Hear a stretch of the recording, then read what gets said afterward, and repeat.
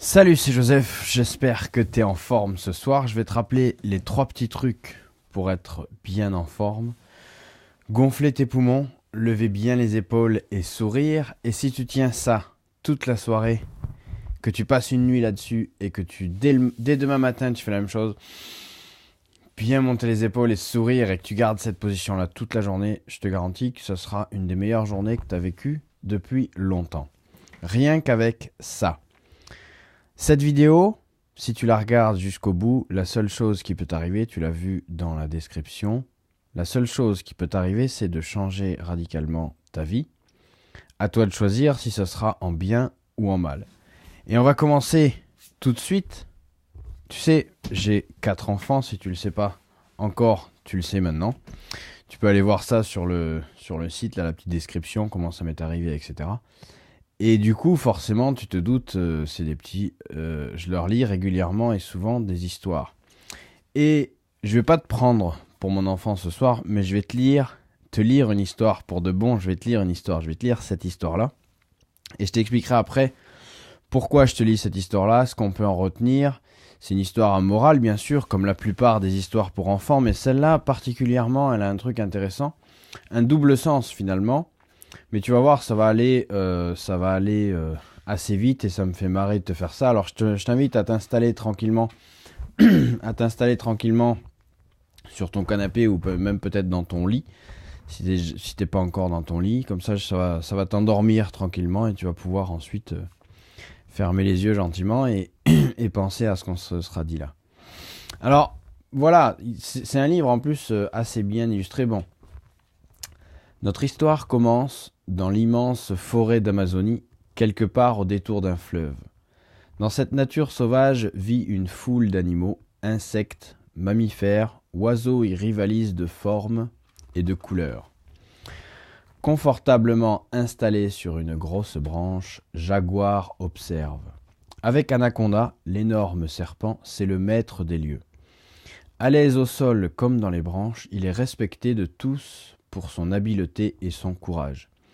Autour de lui s'activent ses compagnons de la forêt. Tamanoir cherche des fourmis pour son repas de midi, alors que le joyeux Coati croise Tatou le solitaire, cuirassé comme un chevalier.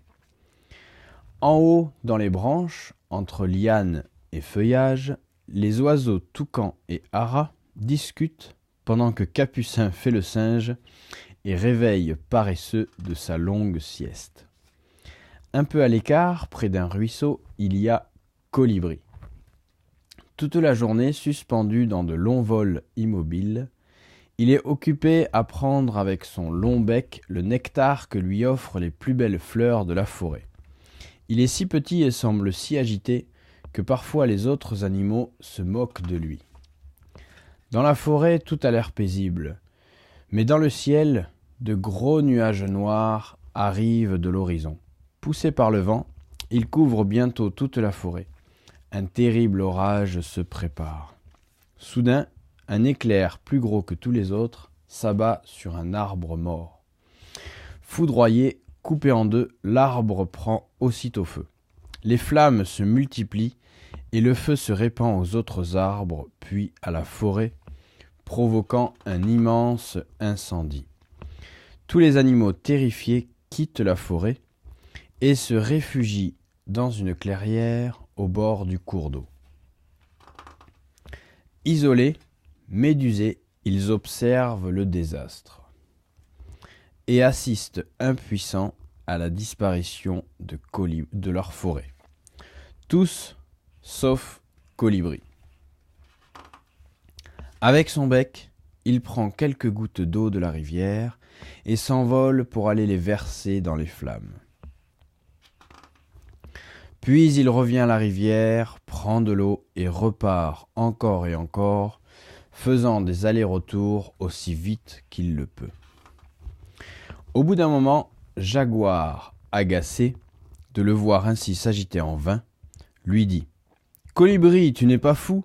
Tu crois que c'est avec ces quelques gouttes d'eau que tu vas éteindre le feu ?»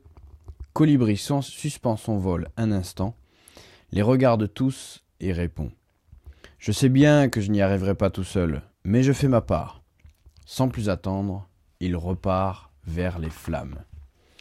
Les animaux se regardent tous étonnés. C'est Toucan le premier qui dit « J'y vais moi aussi, j'ai un grand bec et je sais voler ». Puis Ara s'écrie « Attends, je viens avec toi ». Finalement, prenant un peu d'eau dans leur bec, dans leur museau, dans leurs pattes, tous les animaux s'élancent vers l'incendie. L'histoire ne dit pas s'ils ont réussi, mais depuis ce jour, quelque chose a changé et les animaux se sentent unis par une force nouvelle, et plus aucun d'eux ne se moque de la petite taille de colibri. Et finalement, cette histoire-là, alors, je l'ai lue plusieurs fois avant de découvrir que bon, il y a l'auteur de cette histoire, mais il y a aussi l'initiateur de Colibri, et pourquoi cette histoire a été faite, c'est Pierre Rabhi. Donc Pierre Rabhi, c'est écrit juste là, je sais pas si tu as l'orthographe exacte. Si tu sais pas qui c'est, je te laisse chercher ça, je vais pas t'expliquer là tout de suite, mais c'est quelqu'un de très intéressant et très inspirant, et surtout, donc il y a des petits textes après un peu plus pour adultes, donc ça veut dire, c'est quoi la morale? Bon, tu l'as bien compris, c'est que face à une catastrophe ou à un événement de taille, si chacun fait un petit bout de sa part du job, les choses vont évoluer, les choses vont changer. Donc Pierre Rabhi, il est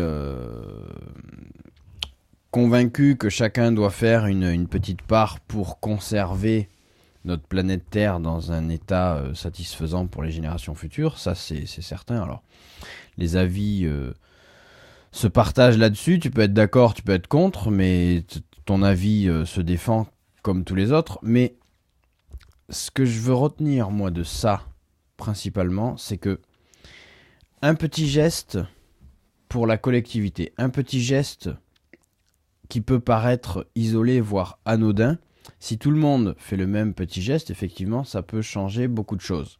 Ça, c'est dans un esprit de société, de collectivité, que tout le monde aille dans le même sens et que tout le monde essaye de défendre une cause commune. Ça, c'est une chose intéressante. Donc, un petit geste de chacun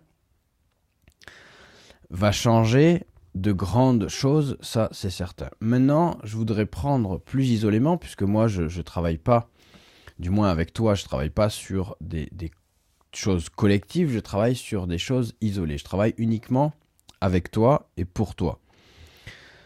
Donc comment on peut transformer cette histoire de colibri pour que tu t'en serves, toi, dans ton quotidien finalement, dans ce que tu veux faire, dans ce que tu vas faire.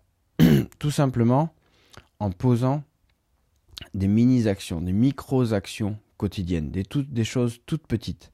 10 minutes par jour, 5 minutes par jour. Ne serait-ce que, alors, par rapport, si tu veux obtenir un changement physique, par exemple, si tu veux faire du sport, c'est pas une finalité en soi. Si tu veux perdre du poids, si tu veux avoir plus de muscles, si tu veux des machins comme ça. 10 minutes par jour, tous les jours, pendant 365 jours. Déjà, au bout de 365 fois 10 minutes, tu vas voir une sérieuse différence, un sérieux changement. Et ça, bien souvent, il faut s'attaquer à ça par... En fait, finalement, c'est la peur de l'ampleur de la tâche. Et ça, c'est très présent. C'est-à-dire qu'on se fait des montagnes d'un truc qui, finalement, quand on le séquence comme ça, quand on en fait des petits bouts, et qu'on se dit, je vais en faire un petit bout chaque jour, on ne se rend pas compte. Mais un petit bout chaque jour, finalement, au bout d'un certain temps, par exemple, si tu veux écrire un livre, 10 minutes par jour, à la fin d'une année, c'est beaucoup, c'est un gros livre presque. Si tu veux lire 10 minutes par jour, c'est un livre tous les 3-4 mois à peu près. Est-ce que c'est pas plus que ce que tu pratiques déjà aujourd'hui ? Parce qu'un livre tous les 3-4 mois, c'est peut-être pas beaucoup pour certains, mais pour beaucoup de gens, pour beaucoup d'entre nous, peut-être pour toi aussi, c'est déjà énorme.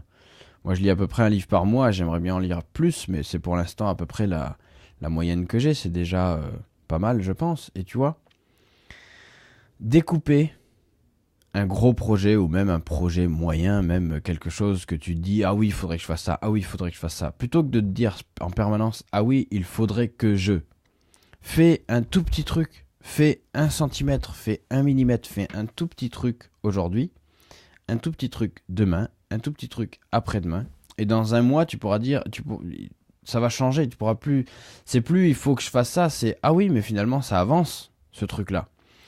Au jour le jour, tu vas pas le voir avancer. Mais un mois plus tard, tu vas le voir avancer. Et c'est un peu aussi le fait de grandir. Tu vois, quand tu as des enfants, ben, si tu as, un enfant, si tes parents, tu connais ça, mais si tu le vois tous les jours, ton enfant, tu le verras pas forcément grandir. Alors que l'enfant des autres, quand tu le vois tous les mois, ou tous les 2 mois, ou tous les 3 mois, tu le vois tellement changer, tu vois toute l'évolution d'un coup.